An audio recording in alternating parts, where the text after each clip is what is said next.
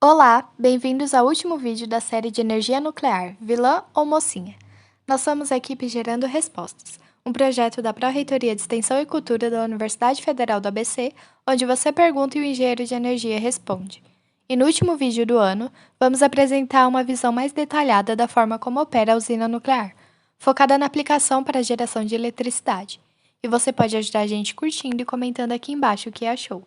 Primeiramente, é importante destacar que, embora a energia nuclear seja imediatamente associada à geração de eletricidade, já que esse é seu uso comercial em maior escala, ela abrange um amplo número de aplicações e serviços relevantes para outros setores, como medicina nuclear, radioisótopos, irradiação de alimentos, controle de pragas, monitoramento de erosão de solos, marcadores industriais, fornecimento de vapor residual para aquecimento de processos, dessalinização, geração de hidrogênio, defesa e etc. Mas como opera uma usina nuclear? Então, dentro das usinas nucleares, os reatores e suas partes contêm e controlam as reações em cadeia. O combustível nuclear mais comum é o urânio-235, e o tipo de reação mais comum para produzir calor é a fissão. Nós já vamos explicar em mais detalhes o que é tudo isso. Existem diferentes tipos de projetos de reatores usados para esta aplicação, porém os reatores refrigerados a água leve pressurizada, tipo PWR, são os mais usados em nível mundial e também no Brasil. Os reatores tipo PWR apresentam uma configuração típica composta por dois sistemas, primário, mostrado em amarelo na figura, e secundário, mostrado em azul.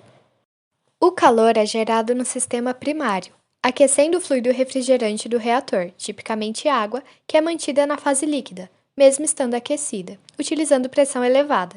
Dessa maneira, a água pode atingir temperaturas acima de 300 graus Celsius e ainda permanecer líquida. Essa água quente pressurizada entra em contato indireto com a água contida no sistema secundário no trocador de calor.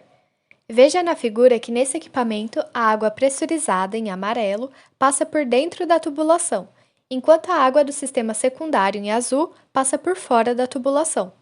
Assim, a água pressurizada do sistema primário apenas fornece calor através da parede das tubulações, sem ter contato direto com a água contida no sistema secundário, o que previne contra a transmissão de radiação para fora do reator primário. No sistema secundário, a água é evaporada ao receber o calor proveniente do sistema primário. Então, esse vapor de água é conduzido através das tubulações para girar turbinas, ativando o gerador elétrico que produz eletricidade. Veja na figura que tanto o reator primário quanto o secundário operam em ciclos, sendo que a água fica contida e recirculando em cada um dos sistemas. Assim, no sistema primário, a água é aquecida no reator e resfriada no trocador de calor, enquanto no sistema secundário, em azul, a água é aquecida no trocador de calor e resfriada no condensador. Você se lembra que no vídeo anterior falamos sobre as nuvens de fumaça que saem das torres de usinas nucleares? Então, o que acontece é que para que a água do sistema secundário resfrie no condensador, ela precisa perder calor. Isso é feito em uma operação análoga à do trocador de calor que já explicamos. Dessa vez, a água mais quente contida no sistema secundário fornece calor para outra corrente de água mais fria externa ao ciclo azul que passa pelo exterior da tubulação do condensador.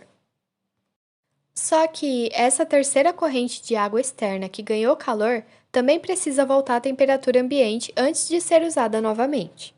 Então, usam-se essas torres de resfriamento, através das quais a água quente escoa. Uma parte da água evapora para que o restante resfrie e depois seja enviada ao tratamento para reutilização. Então, as nuvens de fumaça que vemos saindo das torres das usinas nucleares nada mais são do que vapor de água. Bom, um material tipicamente usado na operação de uma usina nuclear é o urânio. Normalmente, ele é carregado em varetas combustíveis que são arranjadas dentro do reator nuclear.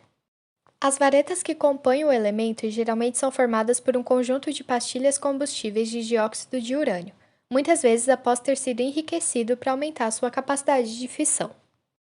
As varetas são então alocadas dentro de um tubo de aço inoxidável ou zircaloy, o qual é fechado para evitar que os produtos da fissão sejam liberados para o ambiente. Para você ter uma ideia da energia contida em um reator nuclear, cada pastilha contém a energia equivalente a 22 caminhões de 25 mil litros cada, carregados com óleo diesel. Assim, apenas 2 pastilhas seriam o suficiente para gerar energia para uma casa onde moram 4 pessoas por um mês. Uma vareta costuma acomodar em torno de 400 pastilhas, e as usinas nucleares brasileiras Angra 1 e Angra 2 utilizam 121 e 193 elementos combustíveis, respectivamente, cada um contendo em torno de 235 varetas. Ok, tudo bem. Nesse ponto você deve estar se perguntando, mas como que se produz a energia nuclear?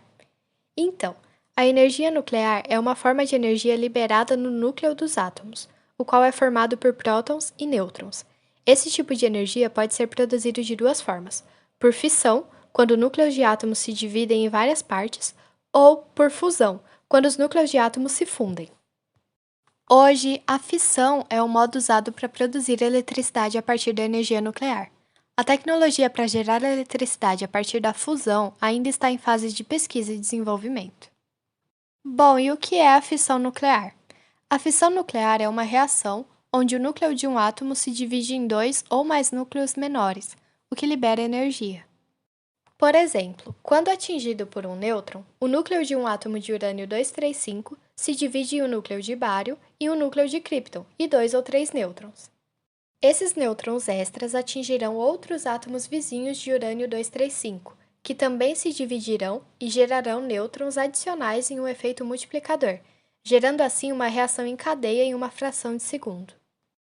Cada vez que a reação ocorre, há liberação de energia na forma de calor e radiação. Esse calor pode ser convertido em eletricidade em uma usina nuclear, como explicamos no início do vídeo, da mesma forma que o calor de combustíveis fósseis como carvão, gás e petróleo pode ser usado para gerar eletricidade. Porém, atualmente a aceitação pública e a política de energia nuclear tem sido afetada pelas percepções de risco, principalmente após os acidentes de Chernobyl e Fukushima.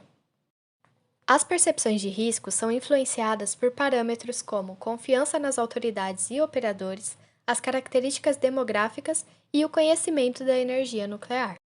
Diferentes estudos mostram que as pessoas que se opõem à energia nuclear muitas vezes levam em consideração a eliminação de resíduos, o excesso de radioatividade, as consequências à saúde e os efeitos negativos ambientais e socioeconômicos. De fato, o risco associado ao uso da energia nuclear seria considerado em dois grupos principais, como os acidentes nucleares e a disposição de resíduos radioativos. Mas e vocês? Gostaram do nosso vídeo de aprender mais sobre energia nuclear? Continuem acompanhando nossas redes que iremos preparar mais conteúdos para vocês. Escreva-nos e mande suas dúvidas, porque aqui você pergunta e o engenheiro de energia responde.